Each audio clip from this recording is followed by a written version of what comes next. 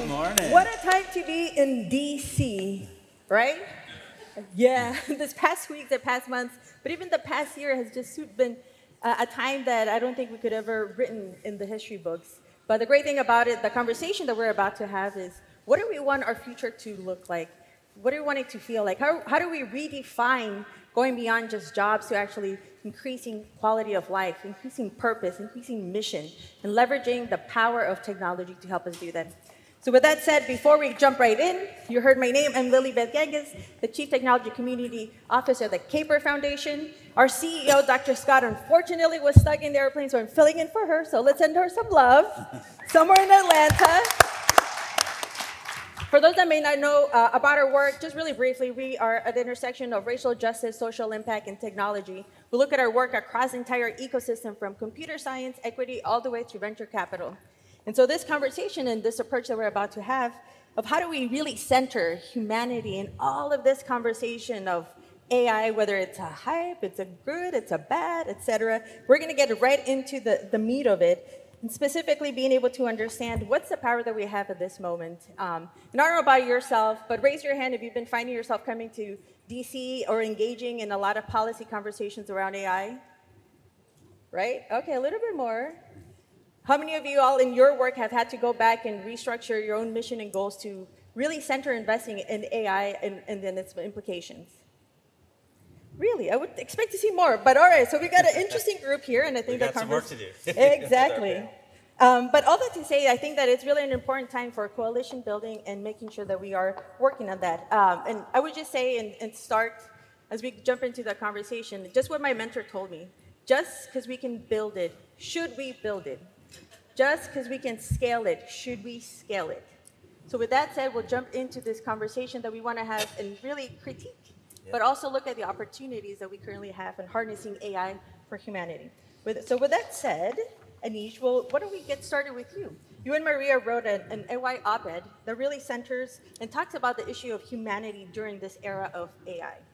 So with that said, we'd love to get a sense of what is the opportunity that we have, what's the landscape, and why are you specifically bullish on making sure that AI is being built responsibly and equitable? Yeah, well, first, thank you for having us. We are big supporters at LinkedIn of JFF and are honored to be a partner of the summit and to get to work with the JFF teams every day. And thank you to all of you for being here and not being glued to your TVs today, which I know is a viable alternative. When Maria and I wrote that op-ed, and if you haven't read it, I'd love for you to read it. It came out in mid-February in the New York Times. There were three main goals. The first one, and this will be our conversation before we came up, Maria and I decided we should go public with the fact that we were pro-human, that we were bullish on humans, that we believed in humans. And the reason we felt a need to do that is that all of last year into this year, all the conversations about AI and work were all about AI at work. And there was building excitement about AI, concern about AI, predictions about AI. And both of us said, where is the conversation about what this all means for people, the humans at work? And we felt like that was important because we are long on humans. Humans are an incredible species. Our brain is something we don't even fully understand in terms of its capability. So in that op-ed, the first point was we need to think about human capability with the same excitement that we're thinking about AI capability. And we need to ask what's possible for humans in the age of AI, not what's left. The second point is that history repeats. If you look back at every new era in our economy spurred by an advancement in technology, four things happen in this order. The first is disruption, and that's the moment we're in now. AI adoption is happening. 75% of global knowledge workers are using it at work already. It's here. It's starting to change systems. The second thing is that jobs change. We've got data at LinkedIn that 65% of the average job, the skills in it, will have changed by 2030.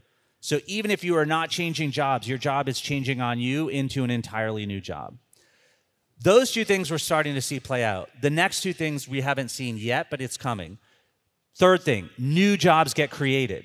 MIT has a stat, 60% of employment in 2018 did not exist in 1940.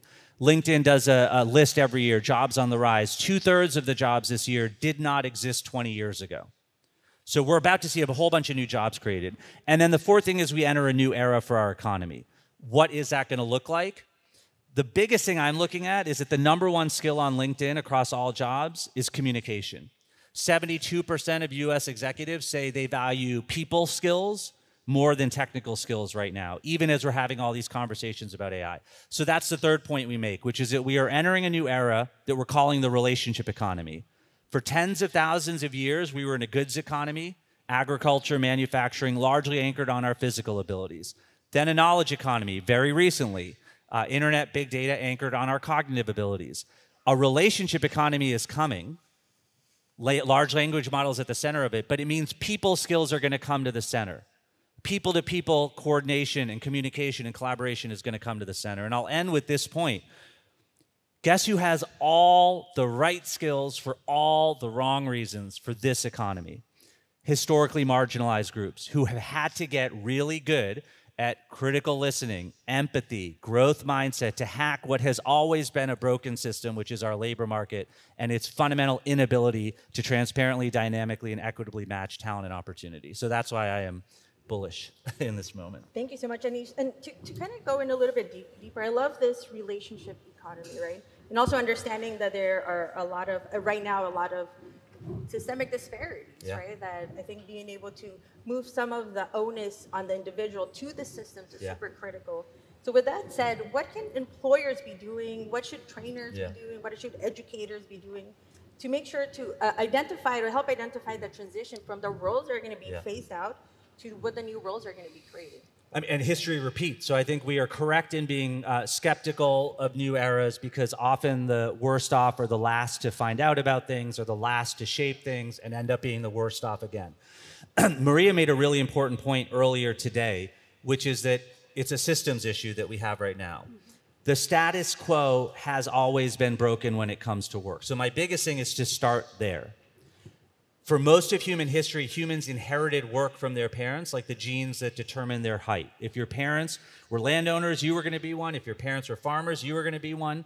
It is only in the past 250 years or so where industrial revolutions and political revolutions have created new ways of work and new desires for more people to have access to more opportunity.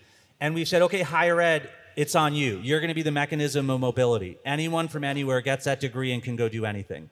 And that is all coming under significant pressure. Cost of college has gone up. Durability of degree has gone down. So getting everyone to start at that systems place, I think, is critical. And then the two things that we got to do with intent, help the disrupted, and we can with skills transferability. Everyone who's going to see their job upended has core skills, especially human skills, that can quickly move into growth area jobs. And we got to have intent on the AI that we build. AI is not a thing that is going to determine what it does on its own. It's how we build it. The data that goes in is the data that comes out. A lot of you in this room don't realize that you are critical in this because when you think about historically marginalized groups and the nonprofits that serve them, you have data on people at the margins that the big data sets don't represent. So you have the data to build the tools of personalized support, personalized teaching, personalized training for your communities. So think data first and think product first. But if we can do intent on both of those areas, I'm pretty confident we'll get to better.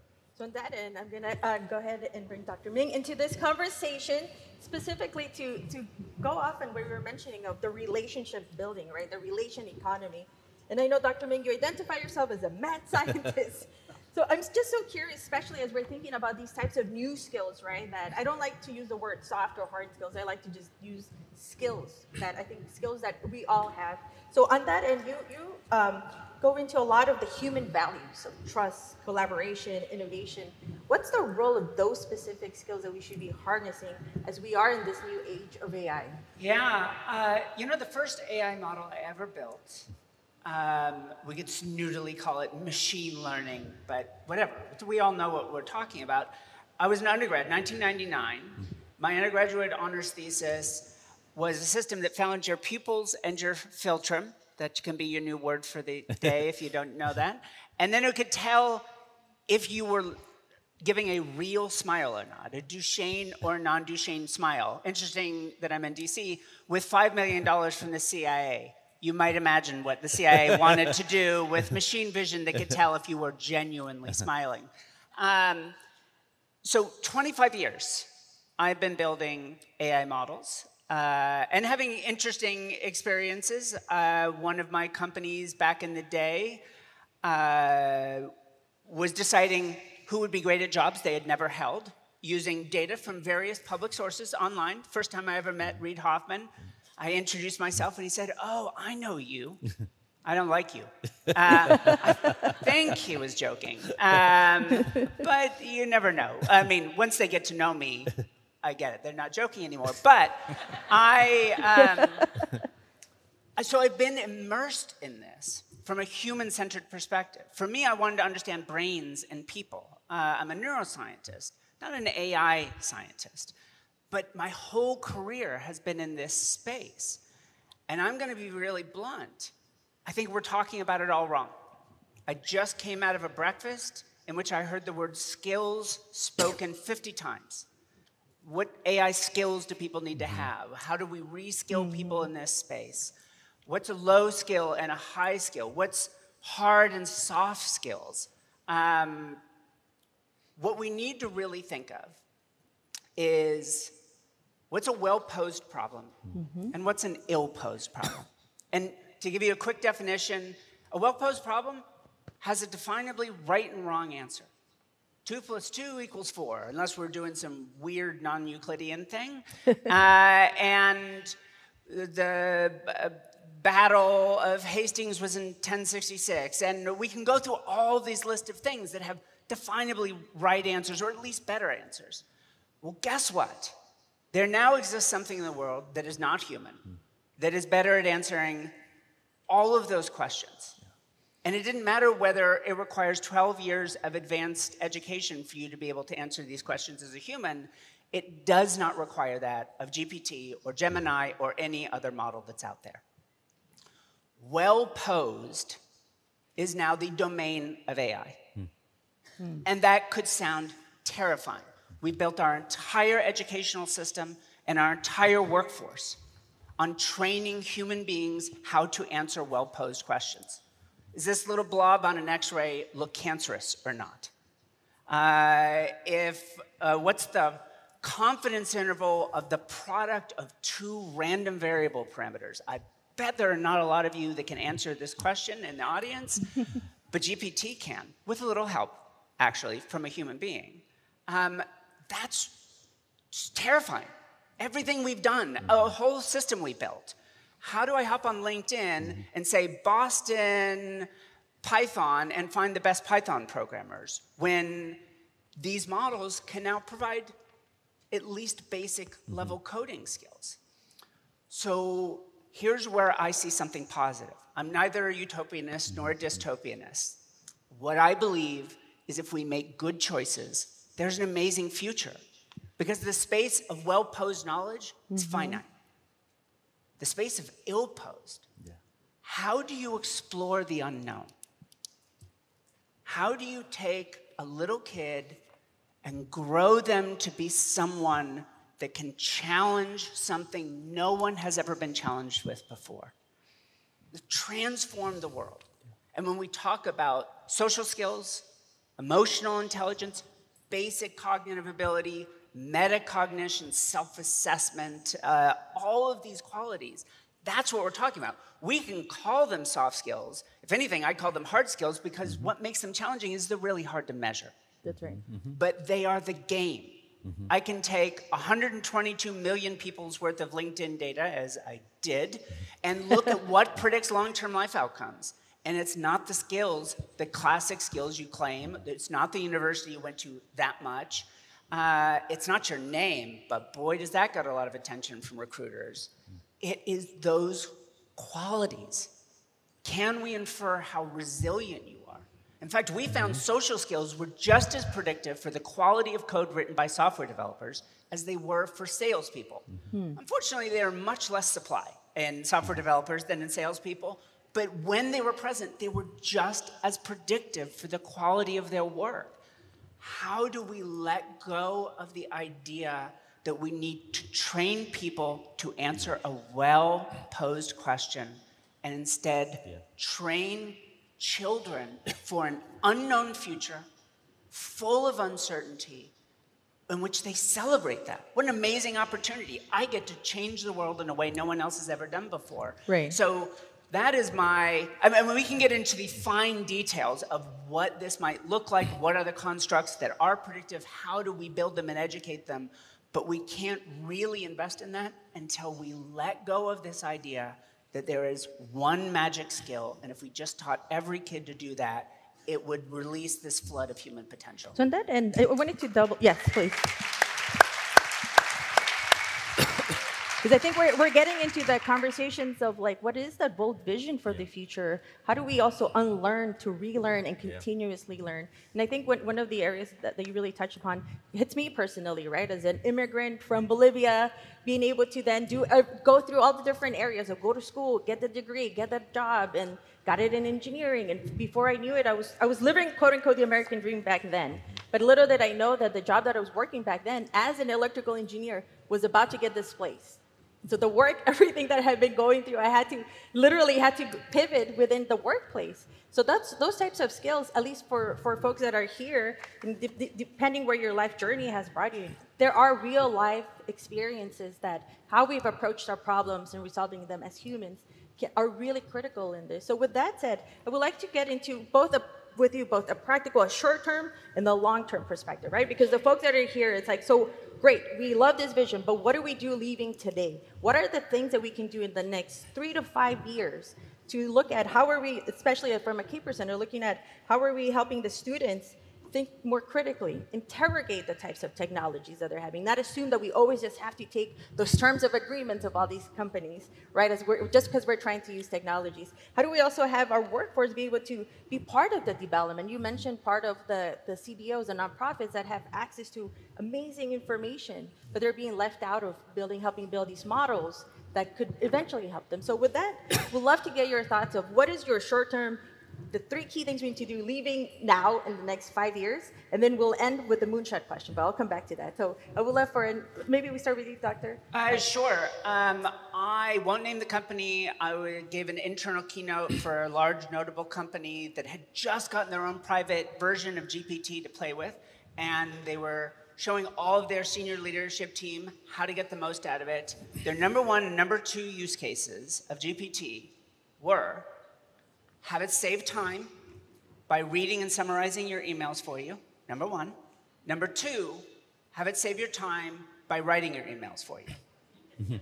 What the literally, that's a scene from the movie Brazil. That's insane. And clearly is not about human social skills. I mean, I think the number 1 lesson is, why are all you jerks writing such long, boring emails, right? We can cut out the middleman out of this. So 1 is not on the human side, on the product side here. Stop building with this obsession with efficiency. Ask yourself this question. If any of you are maybe building in the education space or in the workforce space, when people are using my tool, not only are they better when they're using it, are they better than where they started when they turn it off again? And I unfortunately guarantee you the vast majority of technologies in the world fail that second question. I think I'm just going to do one, but it's a big one. I think that I'd ask all of you to realize that the work you do right now matters more than it ever has. And I'm going to tell you why that's the case and what to do about it. I often think there have been 2 great movements that humans have created over history. The first has been around freedom and democracy, more recently around climate and sustainability. I think all of us in this room have within us the wherewithal to build a 3rd great movement around economic opportunity and what I think of as economic freedom. Dr. King's call that it's a cruel jest to tell a bootless man to lift himself up by his bootstraps. That means that we have to do more together.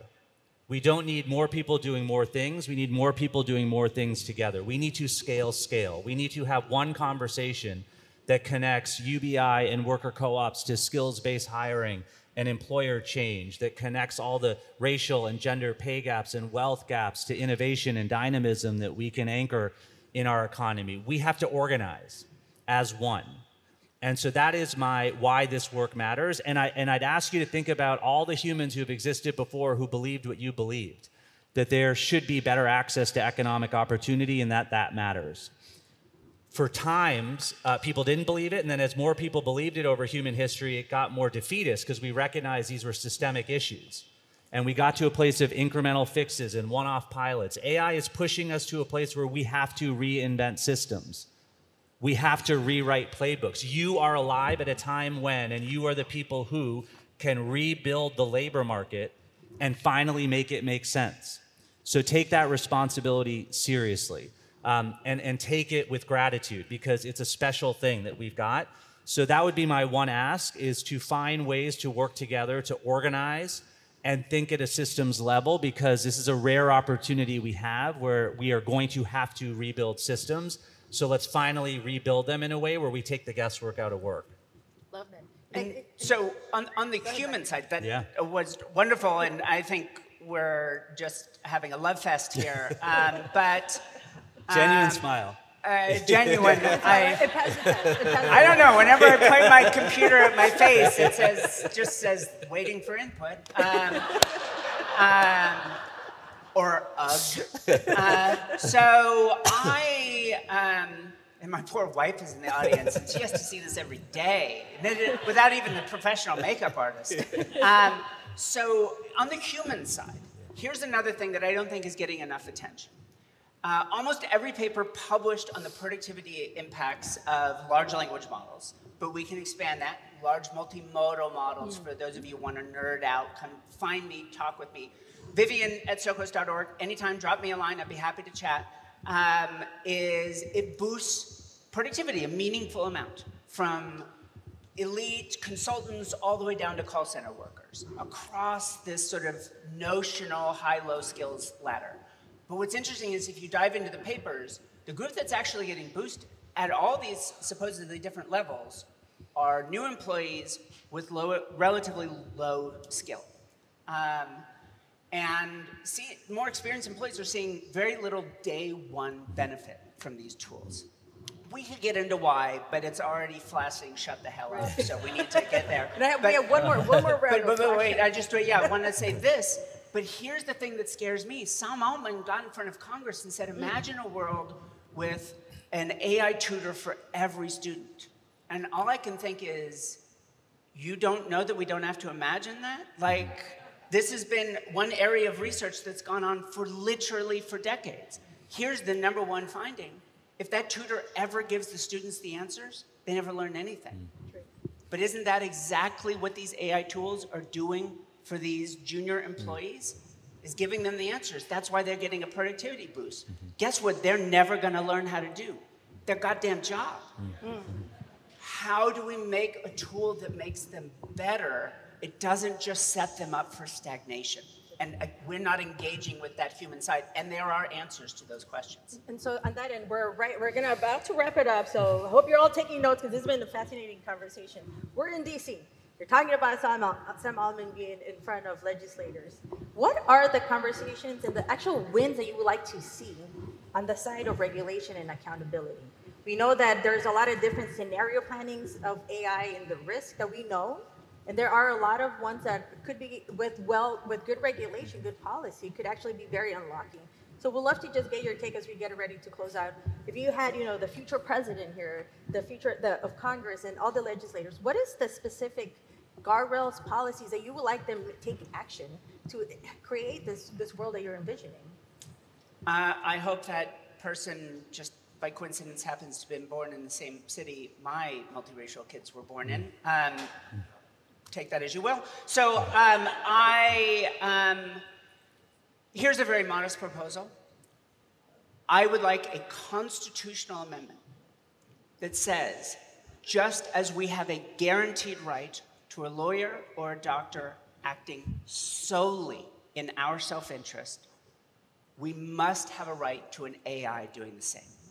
You cannot have real civil rights in a world in which, in 500 milliseconds, in a data center in Northern Virginia, people's futures are decided, their jobs, their loans, their university admissions, in 50 milliseconds, and they had no idea that it happened. We have to create tools that allow people to actually own their own future, and that comes with having fundamental right to themselves. Okay, I've got 1 second, now I've got 0 seconds, so let me go back. Yeah, close it in. I will say, I think that in DC we have seen, and all over the world, a productive, pro-human, defensive posture of AI. How do we think smartly about regulation? What I felt lacking is a affirmative pro-human view about, again, how do we rethink the systems of how we teach and train, how we hire and promote, how we invest in and scale businesses, because I think what's possible is a world of work where all people, as we think about diversity at the workplace, are able to bring all skills, as we think about the broad spectrum of human ability, to bear, which means we will see new levels of human innovation and achievement. That is very exciting to me. But I think we need to have a systems response. And sort of the one challenge I would give to people is really to start questioning, how do we want to redefine productivity in the future? Productivity has been always a very crass equation of input over output, or output over input, and humans are in the input part. We are the cost of the output. If you think about human creativity, human innovation, what is possible, humans start to move to the output. If you think of human energy as the new code, if you think about how humans are able to, human ideas as the new code, human energy as the new data center, suddenly you're thinking about well-being and all that comes with being able to be your full self and bring all your ideas as something that businesses should be tracking. And so my dream is that in the future on investor calls, businesses are being asked about their human capital plan, because that's understood to be core to how businesses are succeeding. It's not about the tech, but the talent. But to get there, I think it would be great to see more momentum on an affirmative view, pro-human view of workforce development. I love that, and I think being able to make sure that we are holding not just the current tech companies, but also the future startups, right, that are coming, and making sure that we're also helping create a whole new world through helping more inclusive startups to be able to really build the technologies and provide new opportunities for jobs for the future workforce. Because whenever I hear the word, I always want to make sure that those folks are here. Where's our Gen Zers? Where are Gen Alphas? They need to be part of that conversation.